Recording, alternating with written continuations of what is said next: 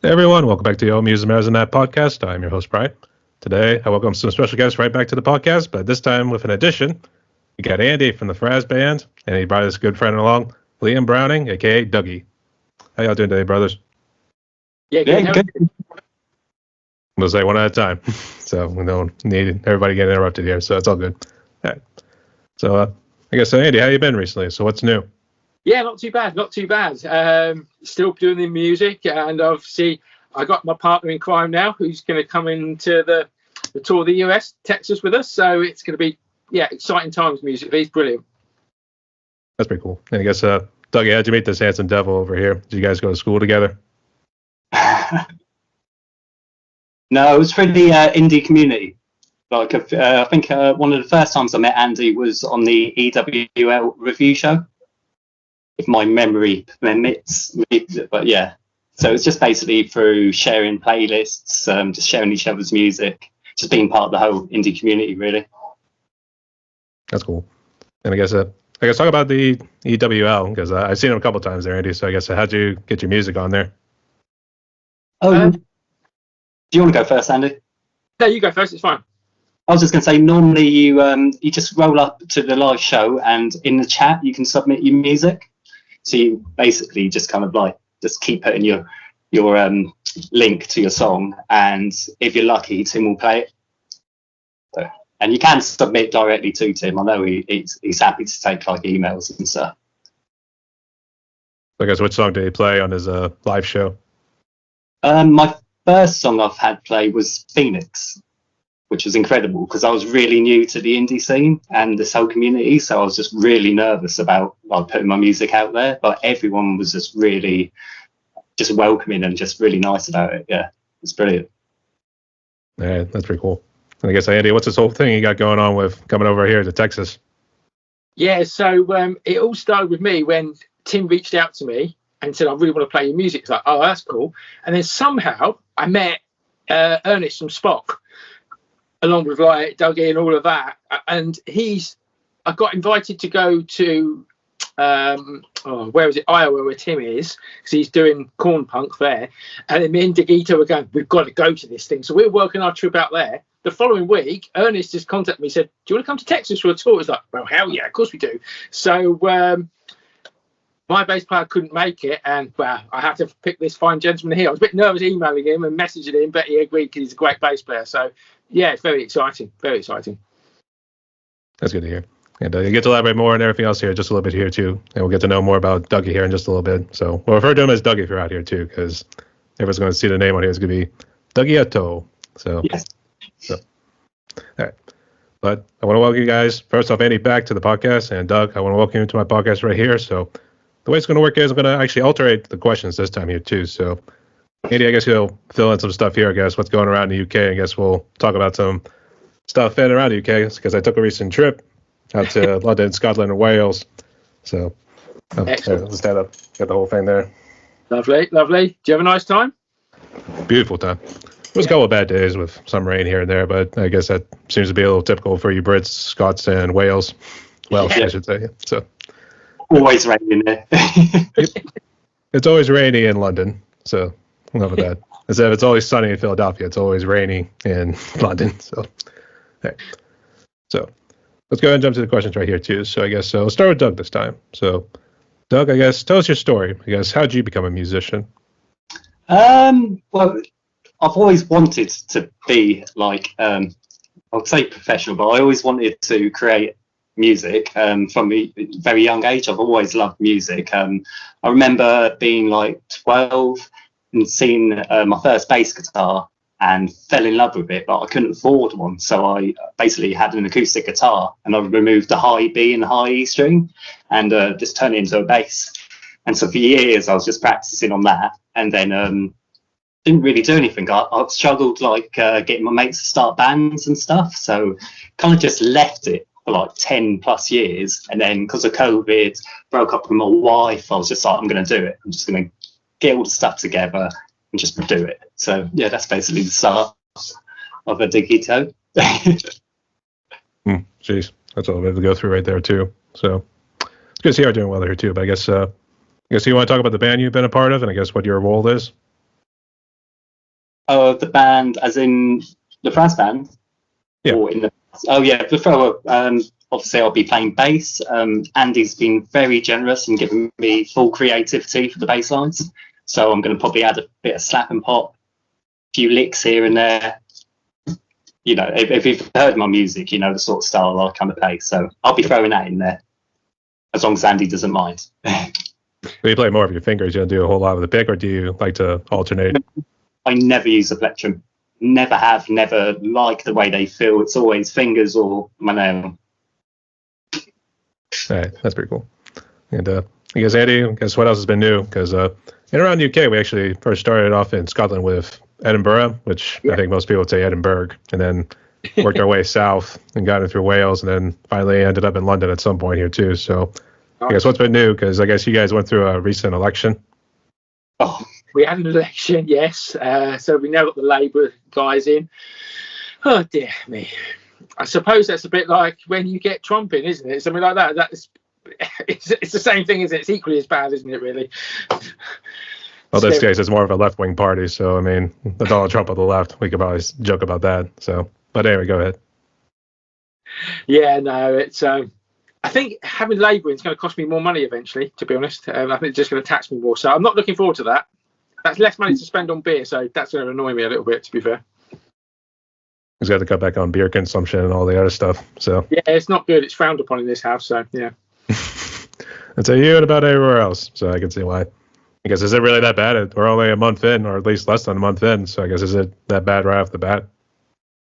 I think it's coming. It's coming. You just know it's coming. The way they're spending the money, there's only one way they can recoup it. It's to tax people. So, and it's always the people in the middle. It's never the really, really rich or the people that are poverty stricken. They get more benefits, don't they? So it's really tough. Really tough.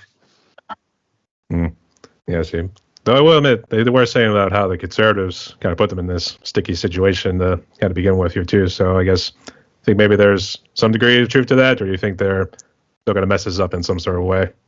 To be honest, I think every single politician is all bent. None of them are any good, and they're all corrupt. And I can take that globally. To be honest, that's my honest opinion on them all. It doesn't matter who you've got in; they're all gonna fail miserably, aren't they? They're all out for themselves. To be honest, so I don't trust any of them. Fear is a powerful tool, to say the least. So Yeah. I can see why. Yeah. All right. I do seriously hope that maybe you guys are having brighter days ahead, but I'll have to see what happens. So make sure you all stay safe out there. So we'll see what happens. We've got music. That's all. We got music still. That is true. I will admit, when I was in London, though, there was a whole bunch of cranes and everything. I mean, you guys had the infrastructure and everything, too. So I was thinking, like, that was looking pretty good. I mean, it was a lot better than what's going on over here in the States. So. See, that's the biggest problem we have in the UK. We build more buildings, but we have loads of empty derelict buildings. So there's no like reason to build more. So it looks good because it looks like we're building, but it's to no real end. I don't see why we're building more houses when we've got so many that aren't used. It's just so weird, so backwards in this country. Like Liverpool, isn't it, Liam? Liverpool, they've got these old empty houses you can buy for like £1, but you've got to spend like 20,000-30,000 doing them up. Why don't we just go in there and sort them out? You could literally solve like homelessness. You could like derelict buildings could be put there for them people. You know, like there's so many things that could be proactively done, but I don't know. It just makes no sense. Dougieto I would say. Oh, sorry. Go. What were you gonna say, Andy? Dougieto for Prime Minister. There you go. You get my vote, brother. Come on. Let's do it. I would say, I think the problem was with Brexit, you guys were meant to keep the immigrants out, but you still had record number of immigrants coming in. So it's almost like, what gives? I mean, it hasn't changed anything in that sense at all. Brexit's another sore subject for me. Like none of us knew what it really meant, so it was weird that we all voted for it because no one knew what it actually meant. So yeah, that's our country. We just vote stuff and we don't have any information. We just go, yeah. I was going to say, it's almost like, to the EU, it's like, fuck you, we'll do what we want. So yeah, pretty much, yeah. Pretty much. So we'll see what happens, but I think they are going to reverse Brexit maybe at some point and get back in the EU. So we'll see what happens. But So, Doug, I know you mentioned about COVID here too. So, I guess how bad did COVID impact you when it initially started? And I guess how did it affect you, music and family-wise? Well, I hadn't actually started recording or doing any of the music, but I don't work there now, but I worked for the supermarket Aldi. So I worked throughout the whole pandemic. I wasn't given the option of, I can't remember what it was called, where you get paid furloughed. So I wasn't given that option. It was just work. So for me, it kind of just felt normal. I was going to work every day. It was just seeing the horrors of people, just seeing how selfish people could be in the public, and just having to refuse parents baby food even though you knew it wasn't enough to feed the family, just stuff like that. So mentally terrible. But I would say the good thing about COVID for me is I was able to get away from an abusive relationship and just find myself and find the music. So as much as it was a bad thing on the whole, for me, other than the mental strain, it didn't really affect me. If anything, it kind of made me who I am today. So, you said it was a bad relationship with, I guess, your previous wife. Was that what the? Yeah, but I didn't really know. Basically, I was a victim of abuse, so it was coercive control and a few other things. I just thought it was you always hear men don't get abused, things like that. So I was quite ignorant to it all, but through COVID and just realising what was happening around me, I think it made everyone see what they wanted in life. So, yeah, it was kind of I see. So, hope you are feeling better, mate. Yeah, it's good to have you around here, too. But did you have any brushes with COVID? Or were you personally okay? Did you get sick at all? I did. See, I was very anti the vaccine, so I didn't take any of the vaccines. And then I got it, and it was horrific. I've never felt so ill. It was like I couldn't even move my fingertips, and all I wanted to do was play music. I'm there oh. So yeah, it was horrible. So, but I survived. So I suppose by doing now, I don't really need the vaccine. But I know some people out there say the vaccines were relevant, but I just don't trust anything that hasn't gone through the normal rules and regulations, because they could literally put anything in you. So inject you with a needle. So yeah, see. Anything, couldn't it? It could be I don't know. I'm into my conspiracy theories, so it could be mass sterilization or something like that. You just don't know. I would say easy on that, because unfortunately I don't want you turning into Alex Jones here pretty soon. So, but that's all good too. So, yeah, it's good to see you are doing well there, mate. So hopefully everything looking brighter and brighter days, especially if you're chilling with Andy and coming over here to the States. So yeah, I can't wait to go. I can't wait. Get me out of this country. All right. But I guess, Andy, I guess this whole little tour here too. Are you going just to Texas, or are you going some other parts of the States as well? Yeah, just Texas. We're playing San Antonio, Austin, Dallas, and Houston. So we've got 4 big dates. So we're just looking at the venues, going to book some other bands in there. So yeah, it should be good. I said, don't follow what Ozzy Osbourne did at the Alamo. I'll just tell you that much. So. No, it will be good. I know it's going to get kind of crazy, but good crazy. With the characters coming on this tour, you just know something funny's going to happen.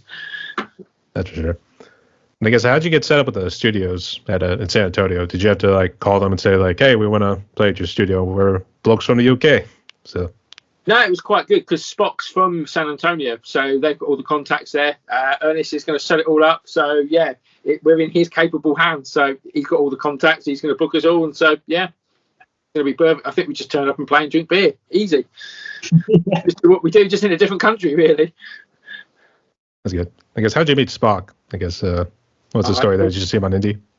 Yeah, it's just all through EWL. I know they're on the same show. You just get to meet people, don't you? And then, I just met Ernest, hit it off, and we've been in dialogue for months now. And then when he offered us this opportunity, I was like, oh wow, be mad to say no. Chance of a lifetime, isn't it? Really. So that's good to hear. Yep, and find friends on the internet a little bit easier. So that's at least one of the beauties of the internet, because I know people have been bashing it recently because of the amounts of information. First off, you've been swarmed with in terms of news wise, and everything else. So you can see why. And I guess you guys got any new material? I guess Andy, I guess, got anything new you want to try to release pretty soon, or just gonna keep rolling with what you got? Yeah, no, we've got some new material. That's all going to be coming out soon. And then when we go to Texas, me and Liam and the boys are going to put some more material down. So we're just going to keep creating. And I think that's going to be good working with Liam, because he's going to put a different, when we're doing the songs I've already released, Liam's going to put a different spin on it. So I'm quite interested to see how his interpretation of that is and how we're going to work with him. So I'm quite excited. I think it's going to reinvent the song. So that's kind of exciting. And then when we're actually going to start writing with Liam, it's like, oh, okay, this is going to be cool. So I'd be quite good for, don't know if challenge is the right word, but bounce ideas off each other. I think it's exciting. So I'm really looking forward to it, actually, because if you've ever seen Liam play bass, he's very creative. And he's like our flea, really. So it's perfect for us. I was going to ask, I guess, who influenced you, Doug, in order to take up the bass? I guess, was it Flea, like what Andy just mentioned? I don't know. My favourite bassist is Larry Graham. He used to play bass for Prince, played bass for Sly and the Family Stone. So it's all just like slap funk. But it's hard to pinpoint. I take inspiration from so many types of music, bands, bassists, like guitarists and stuff. It's really hard to just kind of, but I'd say Larry Graham and probably Les Claypool from Primus. I really is like, 'cause he just makes rhythm with the bass. So half of it's not even almost like sound. It's just like muting and a lot of the mutes and stuff, but it really, really just sounds good. So yeah. I'm actually trying to picture him doing Jerry was a race car driver, just trying to do that whole thing. I'm not sure if it's like little chord progressions here. I always thought it was like that whole sort of thing. Yeah, and because I like the fact with Les Claypool he uses chords. Like, I like to use bass chords. I play my bass like a guitar, really. So that'll be interesting. So I guess actually another one that was always a really good bass player was Ryan Martini from Mudvayne. I'm not sure. What our bands he's been a part of. I know Mudvayne was his biggest accomplishment. The song "Dig," the bass line, that's insane. I think it's tuned down by like 2.5 steps. So it's like, because I really wanted to learn it, and I was like, oh my god, like I'll have to. So I was there for like ages just working out the tuning of it. But yeah, it's insane. It's insane the bass riffs that guy does. I would say I think I did see a video of someone actually doing a bass cover, and I think the strings was B. It might have been B flat or B major. I'm not too sure, but I think what he did with the E was, I think he might have dropped that down to D. I think that's what it was. So I forget what they call that chord progression, because I always tend to because I play a little bass every now and again. I haven't touched it recently too, so I don't know how out of tune this baby is. Still tucked it here, so I'll just see what happens. But I did some bass covers back in the day. One was actually one of the British punk groups, Bush, at one point. Oh, really? Nice. Actually, the song was Jesus Online, and I've always been made to do that too, because it was actually a little bit easier too, because there's always a little bit of a sliding on the E string most of the time, I should say. There may have been like some, like maybe additional parts here, but it was not like a complicated song. So, but I would say their most hardest song, in my opinion, is Alien from Bush. 16 Stone album. So I personally would say, like, I think a lot of the simpler bass lines are almost harder. It's really, if that makes any sense. I personally struggle. Yeah, I personally struggle with the more. I wouldn't say simplistic, but I don't know if it's because I get bored. So then I just end up throwing my own bits in anyway. So it's just like, oh yeah, it's weird, but I'm just weird. No lose time. That's the only thing. You got to stay in time. That's all that matters. Yeah. Well, I'm telling you, I very rarely play with a metronome. If you've heard some of my songs, you probably could tell. So I kind of, I play in time with myself. Is what I'd say. I would say they come out a little bit wrong here too. So hopefully we don't get some bad references out of that. So that's all cool. But I guess in the meantime, talk about some of the gear that you have back there. So unfortunately he's got the blurry sort of background going there. So let's see what he's got. I've got multiple basses, multiple guitars, a ukulele, a mandolin, a banjo, harmonicas. I've got a trumpet somewhere, but I snapped it, so I'm kind of trying to repair that. Just loads.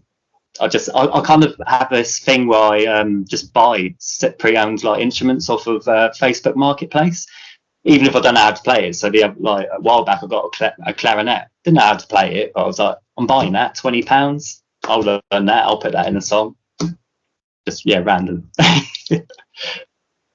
As soon as he said harmonica, I immediately thought of Bruce Springsteen when he would do a song Atlantic City. It was both with an acoustic guitar and then it was this funky device that held the microphone, the harmonica up.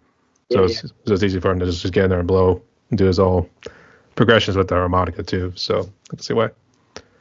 So I guess Andy, how's the music scene been out in your neck of the woods? I guess because recently I interviewed Stella Anderson, and she showed up on my podcast. So I wasn't sure. I'm not sure she's close by because I don't know how too far Leeds is from you.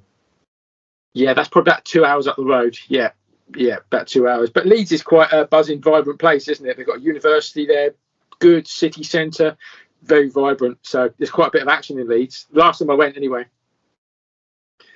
But mine, I had to travel about an hour to get to a decent. Well, no, there is a good venue, probably about half an hour's away. But it's you have to put your own show on and organise it yourself, really. Otherwise, you've got to go to an hour because all the pubs around here that used to have music, they're all like eateries now, where restaurants. So that's the only way they make money now. It's all very, bourgeoisie, shall we say? So gone are the days of the pubs where they had live music every Thursday, Friday, Saturday.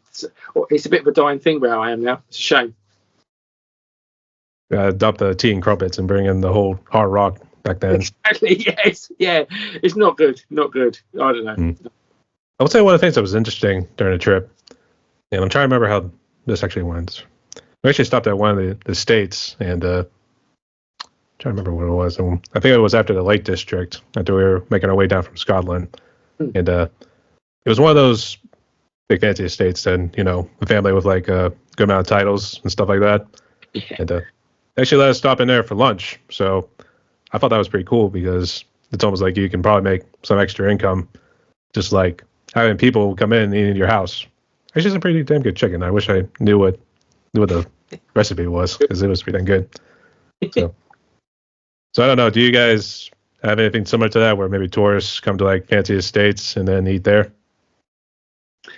Yeah, down the road from where I am, there's a big old, like an old manor house, and it's like a restaurant and people can stay there. Yeah, I think they do that with quite a lot of old castle type things, don't they?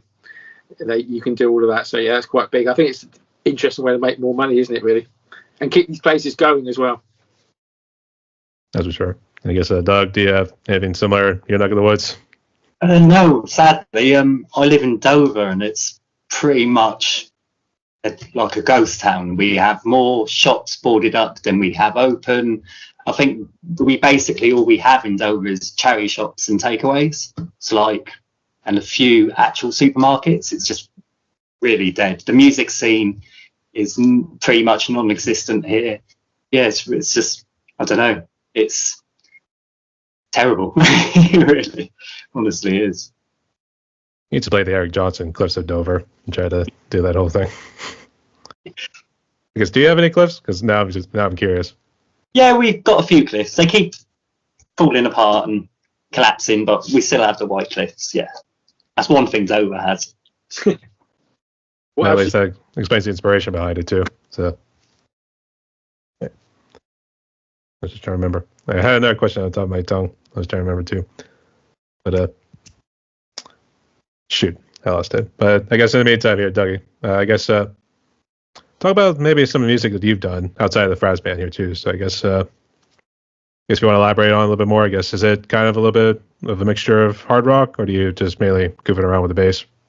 Yeah, basically, I'll do a whole variety of songs. I don't like to stick to like one genre. I like to experiment, but I tend to have a ska feel going through most of my songs.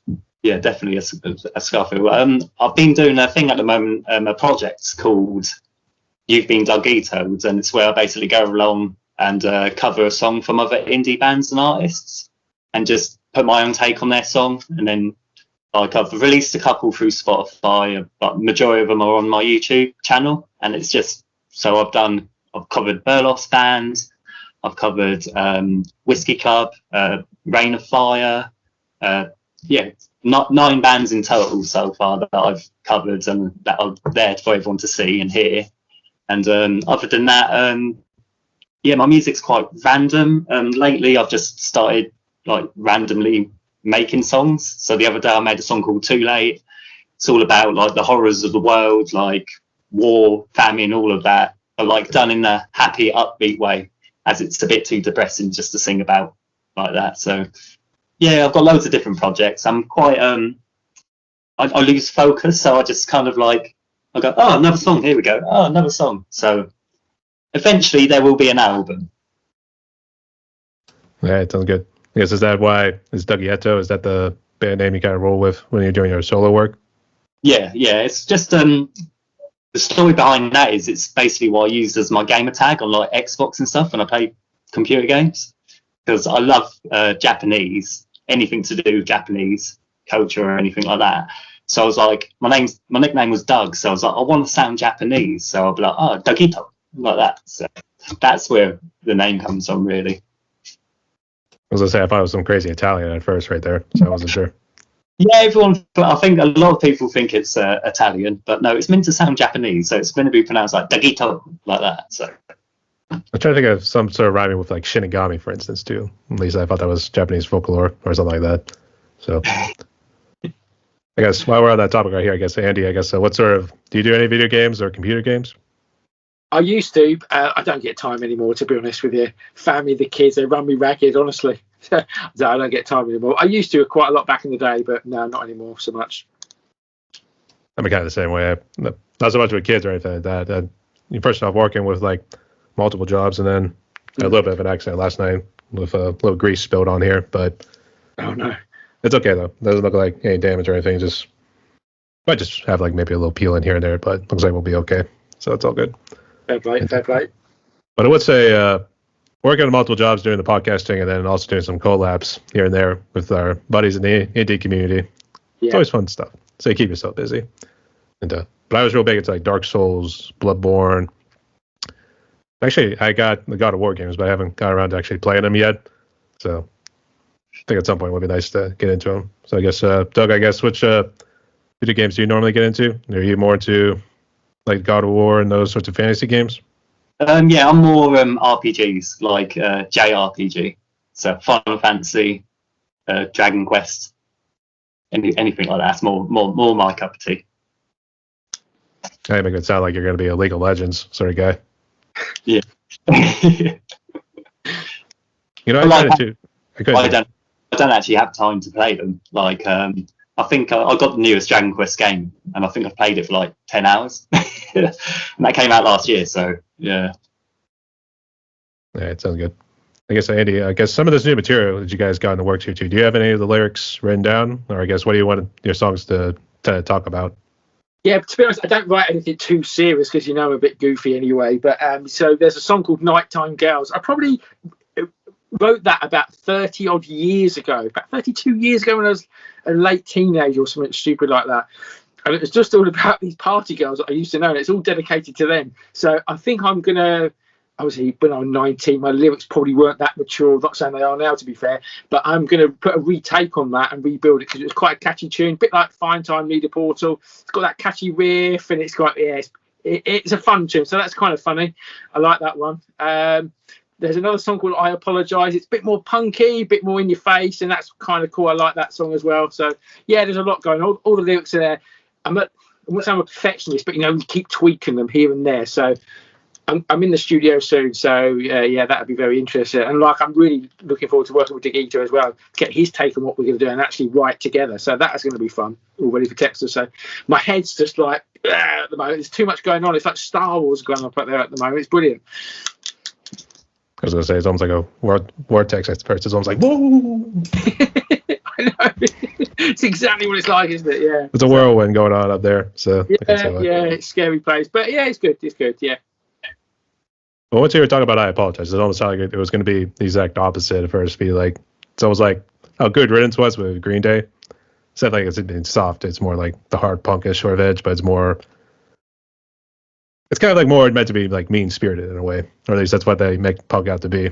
So I'd say that's what it's going to be, but that's what came to mind at first. Because if I was going to be like the opposite of what it was saying. So. No, I'm not a really bad person, but I could have handled some situations better, shall we say? Nothing really bad, but yeah, it's in your face. But when it comes out, you can critique it, see what you think. Be good. Interesting to get your take on it. Yeah, it sounds good. So make sure you send it over to the Gribb Show, because I finished the August episode not too long ago. Finally got around to it and kept putting it off for so long. So. I will do. 100%. All right, sounds good. So I guess, do you guys have any other shows coming up here pretty soon? I guess you're going to try to sneak on over to the other parts of Europe, Spain, France? I have personally yet to play any of my stuff live, because I do it all myself. So trying to figure out the logistics of it. But I've started working on dumbing down my songs just so I can play on the ukulele. And then eventually I'll be going out into Dover, not necessarily Dover, but Canterbury, some of the towns nearby, and actually going out and actually start performing. So, yeah. I guess, Andy, you gonna try anything new? Or you just gonna, after Texas, you gonna stick just in the UK? No, well, that's an interesting one. Liam, I haven't told you this, but we've been offered some festivals next year. Guess where you're coming? Hey, but that's another conversation. So we've got some festivals coming up next year, so that's quite exciting. I'd love Liam to come and be a part of that. It would be brilliant. But what we're going to do, I was telling Liam the other day, is once we've got Texas out the way, EWL and Spock, they want to come over here. So we're going to put on a show for those guys, and it's going to be, come on. So, yeah. Since we've joined this community, like people like yourselves, I've met yourselves, and loads of other interesting characters. So, it's very fun at the moment, very fun. I'd say we should go to the bounce house, but I think, unfortunately, that's not the right term for it. We should go to the rock house. There we go. That's it, yeah. That's better, yeah. That's cool. I guess here, let's jump to some fun ones right here. So I guess here we'll start with Dougieto at first. So I guess, Doug, what would you say has been your favorite food? My favorite food is crispy chili chicken from a Chinese. I'm addicted. I can't stop eating it. Yeah, there's always a little bit of Chinese something here and there too. I always thought more of the Italians were taking over, to be honest with you, because I know everyone always talks about Italian pizza or Italian cuisine. So I thought they were better at taking over than the Chinese were. Oh, no, no, definitely China. I mean, I love an Indian, but it's so expensive in the UK, like ridiculous. So I just very rarely get to eat it. But yeah, Chinese all the way, any day of the week. It's always easier to cook here too. You just mainly throw a good bit of rice and some butter in a nice little frying pan, and then go to town. So, yeah, exactly that. Throw a little stuff here and there too.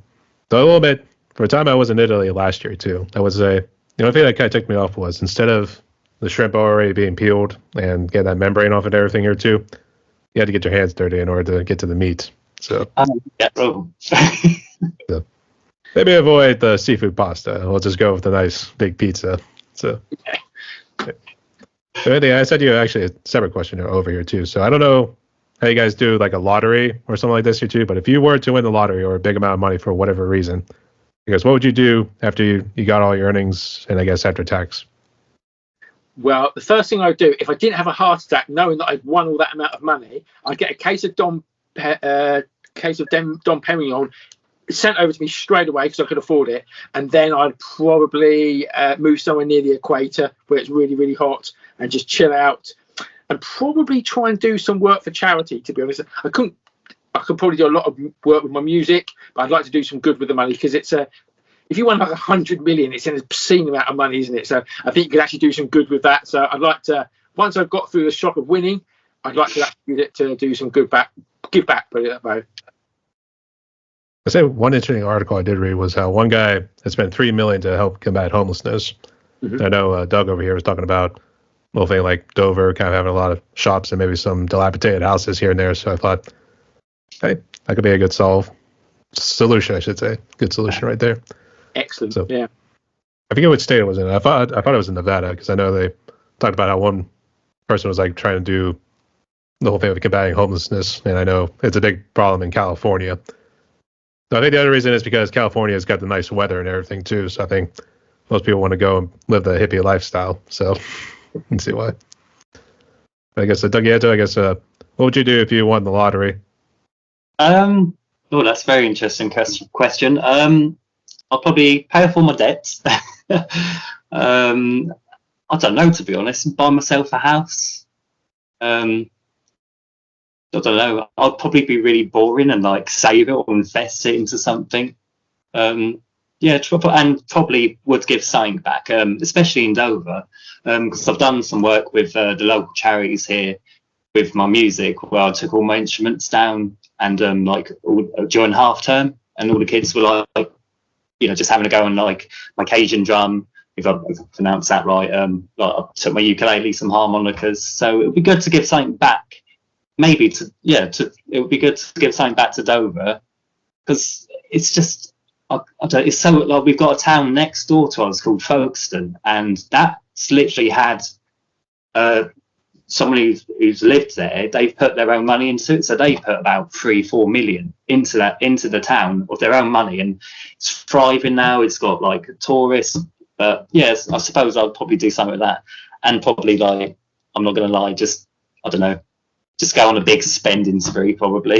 Buy because a lot of my instruments aren't expensive. I don't have like a big budget. I think the most expensive good bass guitar I've ever bought is £300, so it'd be quite cool to upgrade my instruments and all of that. He's gonna go for the expensive bass. He's like, give me the most expensive bass you've got in the UK here. So well, the bass I want is a 4-string custom Schecter stiletto.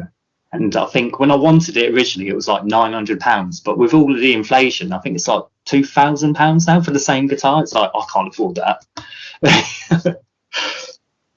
Goddamn inflation. So let's see what. Okay. It's actually an interesting question. Not to get like serious or anything too, but I never understood billionaires, to be honest, especially when they had all that money. I can understand having maybe like a few million, but never anything over like 20, to be honest. Because you already got you can afford everything here too. So I guess, Andy, what's your opinion of billionaires and those excessive millionaires? Like Elon Musk, he's so determined to put rockets into space. I don't know how much that costs, but that's a few million quid, isn't it? And I think that's an absolute waste of money. Absolute waste. That money could be better spent. I think it's madness, to be honest with you. Why don't we just sort this planet out rather than put shit in the sky? It's madness. So yeah, I just think they're crazy people, absolutely crazy. More money than sense, clearly. Money talks, as I like to say. But I guess Dougieto, what's your opinion? Well, that's the thing, isn't it? Money, in my eyes, doesn't exist. If you look at a £10 note, it says I owe the bearer £10. So the £10 note is not the £10. So what's the £10? What is money? Do you know what I mean? And like if everyone tried taking all their money out at the same time, you wouldn't be able to, because it's all zeros and ones. There's not enough money printed for everyone to have their money. So I just think it's all waffle, really. All waffle, just a way to keep us all working and in order. Personally, so I still don't know what money is, because my £10 note isn't £10. Good point. I mean, I was going to say it's taxes. It's the whole thing with keeping that roof over your head. I mean, technically you could just live there, but then they're going to cut the electricity, the water. Or no, it's going to be hard living afterwards. You have to go back to your hunter-gatherer days. So what I think is everyone should just, in the UK, just refuse to pay it. They can't switch everyone's gas and electric off. If we all just chose not to do it, but I'm not trying to start a revolution here. No, if you want to start a revolution, just go right over there to France. I mean, they'll tell you how to start one. So guillotine, bring them back. Actually, speaking of which, what did you guys make of the opening ceremony at the Olympics? So, I guess, Andy, if you want to go first. I can't really remember it. I generally winds. I was dipping in and out of it, to be honest. I didn't really see it, to be honest, to give it much thought. Well, we broke boundaries. We had the metal band Gojira for the first time. A metal band opened for the Olympics and tore it up. I forget. I think it's called the Concierge, or I don't know how they pronounce it in France. I think we have to call Charles, aka his theory, in order to tell us what the building's name was. So, but they were on the side of the building right there. They had a decapitated Marie Antoinette, and I guess they were playing.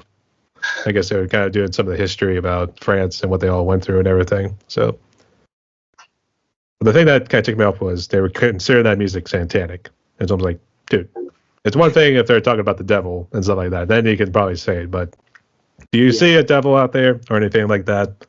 So this is in the 1980s. So Brilliant. But I guess, what do you make of that when people are saying like music is satanic? And let's start with Andy on this one. I don't know where they get it from, to be honest. I think people just don't understand the music, do they? I think they're personally scared of it, but I don't know why they're scared. I just don't get it. I just don't know.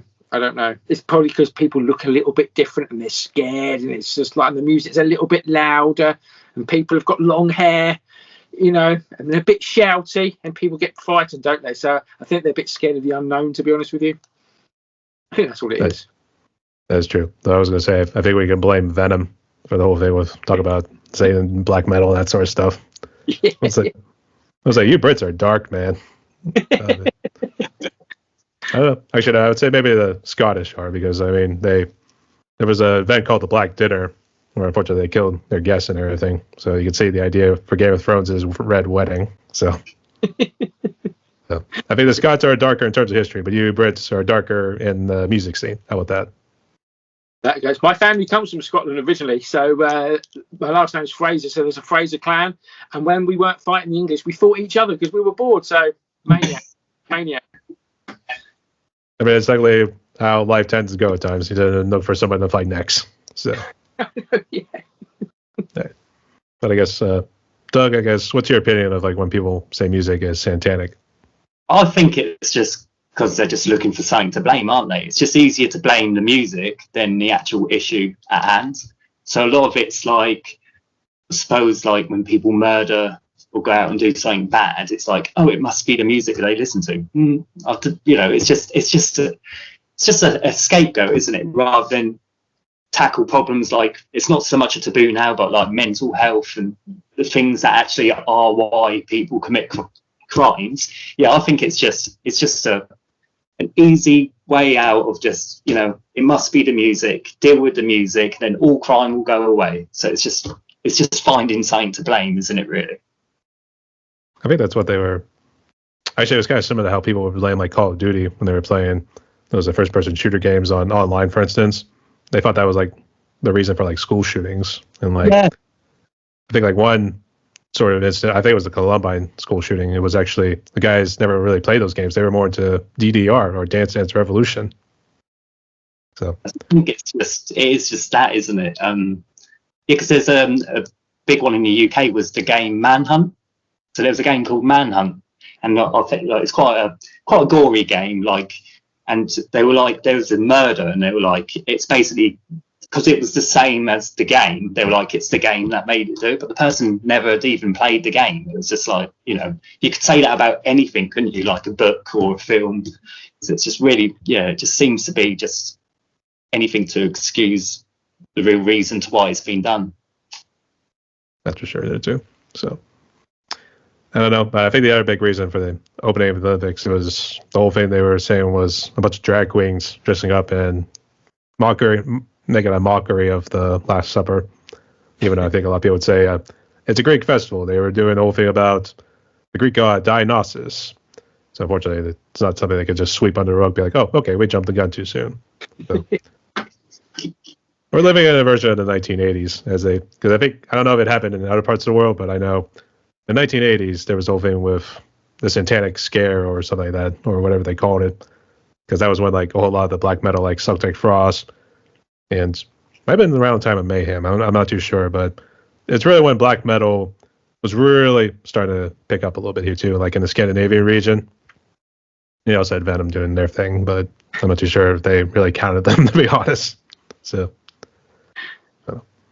but each his own. But can we please stop with the drama already, people? Please. So exactly, yeah. Let's see what happens.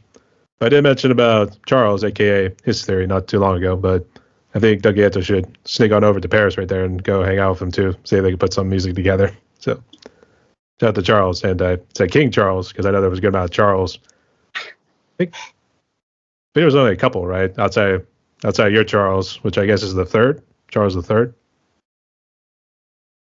Yeah. So I mean, I was just waiting for someone to say something. I think France had like 8 or something. I'm not too sure. And I think there was maybe a couple, what's present day Germany. So King Charles of France. There we go. But we got a couple of random tangents there too. But it was at least good to at least talk about that sort of stuff. But getting back into the fun questions right here. Let's do this one a little bit here different. So I think, Andy, I mentioned about what was your favorite movie last time. So I don't know if it changed. So if it has changed, what's your favorite movie? I guess, do you watch any TV series? Yeah, I've been watching. There's a program called Hunting Hitler, and it goes by what Dougieto says about conspiracy theories. I don't think he shot himself. I think he managed to get to South America. The proof's there, so I'm really quite engaged into that program. It's they've got some FBI agents looking into it and everything like that, and they've gone over there to look at it all, and there's been proof. So I've been really getting into that. Really, that's been really, really good. I don't know if you guys have seen it. It's awesome. No, I haven't. I'm going to check that out though. It sounds good. It blows you away. Honestly, it's insanely good. Yeah. And so you just appeal to his conspiracy theory alter ego. So yeah, totally. It's brilliant. Oh dear, I recommend it highly. Yeah, it's very good. Yeah, so they say he probably somehow stuck away to South America. Was that the story? Yeah, pretty much. Yeah. The infrastructure around Berlin, under where his headquarters was, it's insane. There's all these secret passages. They show how he flew out and probably got a U-boat all the way to South America because he was quite ill. People have seen him and everything like that. Who's the Luftwaffe guy? I'm sure there's somebody there because he killed himself, didn't he? But I think one of his relatives lives there. Oh, they're all there. All the big henchmen lived out there. Yeah, it's crazy. You see all these fortified buildings, and it's just like, hello, yeah. It looks exactly like Germany. Yeah, so yeah, it's quite crazy. You have to check it out. It's brilliant, absolutely brilliant. All right, sounds good. And I guess, Doug, what would you say is your favorite movie in a TV series? Favorite movie. I'm a sucker for Jim Carrey, so it's probably probably Cable Guy. I've probably watched that film like thousands of times. Like, yeah, I'm obsessed with anything Jim Carrey. And I don't know, TV series. I don't really watch TV. So, but me and the partner, we do like to watch. You get them like real life crime documentaries. So anything real life crime, yeah, I'm a sucker for that, really. You guys will say Hunting Hitler at this point here too. So I think it's going to be. It's going to be at some point. So, all right. But actually, the reason I brought up the TV series is because my mom, she really digs you Brits doing all your crime dramas and everything here too. Like Endeavour was one. Yeah. Doc Martin. Yeah. We've also got Midsomer Murders. Midsomer Murders, yeah. Yeah. So, yeah. Funny. So man, you Brits are killing yourselves too much. So we've got anger issues. Apparently, yeah. Actually, I was going to say Murdoch Mysteries, but that's based in Canada, but close enough. Yeah. So this one here is for Doug, I guess. Doug, I don't know if you drink any alcohol, but if you do, what's your favorite alcoholic drink and non-alcoholic drink? I do. My favorite alcohol is Jägermeister. I could literally drink that like it was fizzy pop. Like, love the stuff. And non-alcoholic drink, I'm really weird. I don't drink like fizzy drinks. So coffee all the way. Milk, 2 sugars. I'm going to say he needs the Jägermeister in order for him to actually drink a fuzzy drink or anything. So, anyway. Actually, is there something they call it like a Jaeger bomb where they'll put it like in a shot and then they'll put it in a drink? I prefer it just a Jaeger. Okay, fair enough. I guess, Andy, I don't know if your taste had changed at all. I guess I'm pretty sure I asked him a good number of these questions already, but I figured just to at least talk about it because I don't know. They say taste habits tend to change, so go ahead. Yeah, I seem to drink a lot more red wine now. I think I'm getting a bit more grown up. I hate that. It's it's weird, isn't it? I used to drink loads of beer and vodka, but now it's just red wine, really. So I think my tastes are refining as I'm getting a bit mature, maybe. He used red wine a good bit in Game of Thrones, so I'm wondering if that's what he's starting to turn into, is one of those characters from Game of Thrones. Probably, yeah. Oh, brilliant. All right, but good choices nonetheless here too. And for the last fun questions right here, and Doug, you can go first, I guess. What would you say is currently your favorite song, both in the mainstream world and then one from the indie world? Oh yeah. Okay, so mainstream song. I'm quite behind the times with mainstream at the moment. Probably my favourite all-time song is probably it's a hard one. Probably Nightclub by the Specials. It's literally like my all-time favourite song. So that's the mainstream one. And currently, I am listening to did write it down. I think it's the Hellas. I can't put it. The Hellas with their song. Bear with me.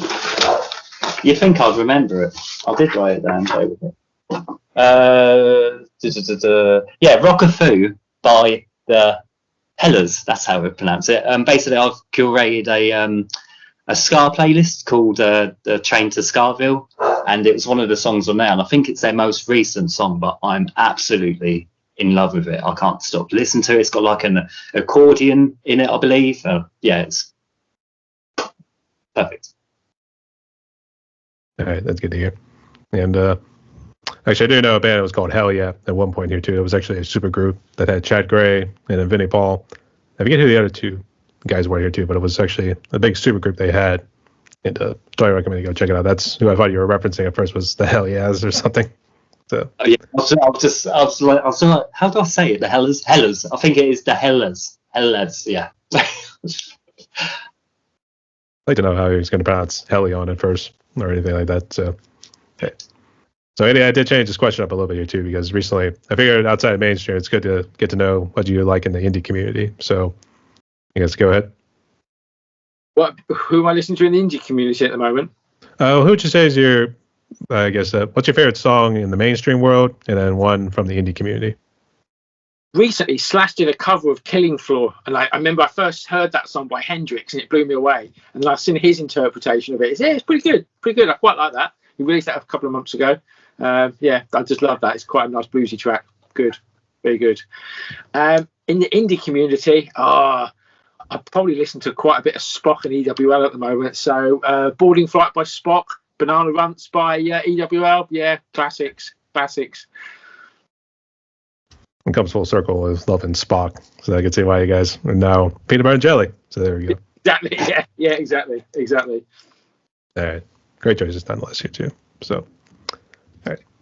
So Andy and Doug, we're kind of reaching the end of my podcast right here. I think we pretty much down to the one last question, though. I think we can kind of combine these two together here, too. But I guess before we jump into it, did any of you guys have any questions for me or any final words you want to say before we jump into it? Yes. Actually, I do have a question for you. I make some playlists, and I think you've collaborated with somebody. I saw it. Is that available on Spotify? Because it'd be good to... I would like to check your stuff out, to be honest. I've done a couple. I've done 2 so far with Waiting at the Bridge. Mm-hmm. I've done 2, and I'm hoping to get a third one in with Storm Kingdom. Yeah. So right now there's 2 upwards, but I sent him my third one, and I'm hoping he puts it all together, because that one I would say was my proudest achievement I've done with him. So excellent. So 2, hopefully 3 at some point, and then I did 1 with Bond of Iniquity. So technically a total of 5 songs altogether. Excellent. Well, keep us posted, because I'd like to listen to those 100%. All right, sounds good. I guess Doug. No, just want to say thanks for having me on and doing this podcast. It was a nice surprise. So. Yeah, you can thank Andy for it too. It's actually you don't get too many of these where you actually get the same band to come on for a second time here too. Usually, I would say usually ones that come on here, it's normally because something was wrong with the interview, like the audio or the video wasn't as good as it probably should have been. So, or other times they maybe had something else they wanted to talk about, and then we just did not have enough time to actually get through everything the first time around. So, let's see why. All right. But if there's no other questions, I'm going to go and jump into this one. So, Doug, you go first here too. So, given what COVID has done, obviously, it seems you kind of went through a good bit right there. So, sorry you had to go through that, but it is good to see you came out better and stronger here too. But for those musicians who've been impacted by COVID or anything else in their lives, what sort of message of hope could you give to musicians and people out there as we try to move forward in post-COVID world? And if you want to throw in any advice, go ahead. Yeah, just basically to keep doing what you do.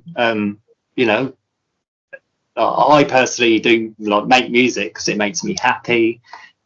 So I'm just, just keep doing it, and don't make it all about numbers. Just keep doing what you're doing and have fun. And I know it sucks with musicians because like since COVID, no one's really booking bands anymore. It's not like such a big thing, but just keep trying. And I mean, I sound like a hypocrite because I don't play live yet, but just go out there, go to your local pub, go to your local cafe. There's so many places that would, because I've started talking about, there's so many places, and think outside the box. It doesn't have to be a venue. Go to your local park. There's things you can do as musicians that just keep at it, basically. Great. Yeah. Andy, I know I asked this question before, but I guess if you want to add anything else to it, go ahead. Yeah, I think you should just really play for yourself. As long as you're having fun and you're happy with your creation, it doesn't matter what anybody else thinks. Music's supposed to be fun. If other people like it, it's a bonus. If people critique it, it doesn't matter. It really doesn't matter. As long as you're happy with it, that's all that matters. I would say you got to bring back that venue that you had in London, and I forget what it was called, but it was the one where Slipknot had performed. That's where they did their Disaster Pieces DVD, and I would say that one looked like a killer venue. So I think you got to bring that back. We'll make it our mission. Just for you. That's what you should use for your lottery winnings. That's what you should do. Exactly. And then we can all play there, can't we? Happy days. Yep. Better days ahead. So, and spoke like a bunch of true prodigies. So, yeah. So, I wish I did have some more questions here, but I think we're kind of out of it here at this point here too, because I think a lot of it we have already covered here too. So, I guess we're at the end of my podcast right here, Andy and Doug. So, I guess do you guys got any final words? Any shout outs you want to give before we close? Yeah, I just want to say thank you for having us on, by the way. It's been brilliant. I really appreciate that. And thanks for Dougieto to coming on. And a big shout, obviously, to EWL and Spot for everything they do for us. So, yeah, happy days. Yeah, the same as Andy. Thank you, Andy. Thank you as well. Like, it's been a real pleasure being here and talking about, us, our collaboration, I suppose we can call it. But yeah, thank you. Just real quick, Doug, what sort of are you into like Japanese anime and mangas and stuff? Yes. That's my thing, really. Anime. Yeah. I guess which one would you say is your favorite anime? And we say rest in peace to Akira Toriyama for a killer Dragon Ball series. Yeah, no, it's sad, isn't it? Yeah. Because I remember seeing that, and I was just like, oh my, because I've got the original Dragon Ball manga, like the book that I've actually got it, like the whole collection. And like, it's the same with there's been quite a few as well. I remember what's the famous one, Fist of the North Star, like the actual voice actor died. So, no, they held a real funeral for the character in the anime because it's such a big anime. They literally thousands of people turn up, and it was just like, what? So yeah, I don't know why I said that. That's right. But you can see how it ties in with real life too. So yeah. I would say Berserk. I gotta actually read and maybe watch that too if they have that out. And then just remember I remember watching Bleach for a good while. Unfortunately, lost interest after it was done with Aizen's whole arc and everything here too. So yeah, because they just did loads of fillers in the end, didn't they? It was just episode of where it had nothing to do with the actual manga. So it was just the producers just doing their own thing, basically. I think my favourite, I can't pronounce it, but it sounds like, I can't even pronounce it, but it's just, for me, I like the ones where it's just the gorier the better, like Attack on Titan, that's a good one, because that's like, you watch that and you're like, oh, this is good, is it? What? And it's just like, you get main characters dying off straight away, it's perfect. You're in for an intense sort of manga series when it happens in just like the first few chapters as well. Yeah, it was really like, what? I was like, is it over? Is this it? It's like, oh my god, everyone's gonna die. So, okay. I know, but just real quick, I guess, Andy, do you read any mangas or watch any anime whenever you have time? No, not really. No, to be honest, no. No, I don't, to be fair. Sorry, guys. I feel like a bit of a Larry letdown on that one. Right. Well, I had to make sure we had to ask the question just to be safe because we don't want to leave Andy out of it. So, okay. Just real quick, can you guys just say what social media and streaming platforms you're all on? Because I'm sure Doug's got his own stuff on Spotify and everything. Yeah. Sorry. I'm on Spotify. I'm on Facebook, YouTube. I'm on all of them really. I think I've got like 23 stores I never even like kind of promote when I do when I've released my music. So it's like Tidal. Yeah, loads of. I'm basically everywhere. I'm everywhere. Just because I'm even on Google. I went through. I did the whole Google search engine. Like had to like send a picture of myself with my passport to make sure it was me. So if you type in Dougieto on Google, I'm on the first page now. So I'm famous. Yes. So, no one claims his name but Dougieto. Yeah. Kept coming up with claim your knowledge panel. I was like, okay, I'll click on it, and it's like, yeah, send me some ID. But yeah, so yeah. Brilliant. I guess Andy, real quick, just to reiterate for the audience, which streaming platforms and social media you're on? Yeah, Facebook, Twitter, Instagram, Spotify, TikTok, the bloody lot. We've going for world domination. Slowly but surely. So surely, yeah, definitely. Yeah. Watch this space. Okay. And just the last thing for the trip, I do remember what I wanted to talk about earlier. When we were at Stirling Castle in Scotland there was a little spot up top right here because I guess you walked right into the Great Hall. I guess they have their festivals and feasts and everything. It literally looked like Jethro Tull's minstrel in the gallery. So we actually took our pictures there just to kind of imitate the whole minstrel in the gallery of Jethro Tull. So, Right. okay. Brilliant. I would say beautiful trip. So if anyone wants to get out to the UK, Scotland, and Wales, make sure you represent too. Make sure you get that out of the way. So the beautiful countryside, had a blast. So can't ask for anything more. I would say maybe a slightly warmer climate because everyone got colds. So yeah, that's the problem, isn't it? Yeah. That's the problem. But it closed out at the Savoy. I forgot to mention the Savoy in the London. There we go. That's where it's at, isn't it? Yep. But I will put some videos together so I can at least cover more details that I didn't cover in this interview here. So I'll see if I can do it and then maybe release it on a separate channel at some point. So stay tuned for that. So we'll see what happens. But yeah, can't wait to see it. All right. We have to close out like this. So everyone, my guest today was Andy Frazier, and then we got Dougieto, a.k.a. Liam Browning. They're part of the group, the Fraz band. And we actually welcome Andy on for a second time around here too. But we also welcome Liam or Dougieto, whichever one you want to go with. Our first time coming on here too, but we got nice stories and everything here too. So make sure you guys go support these guys on the socials and streaming platforms. And wherever you are in Texas, close to San Antonio. Was it just San Antonio or were you just going to any other places in Texas? Yeah, Austin, Houston, and Dallas. Mid-July 25.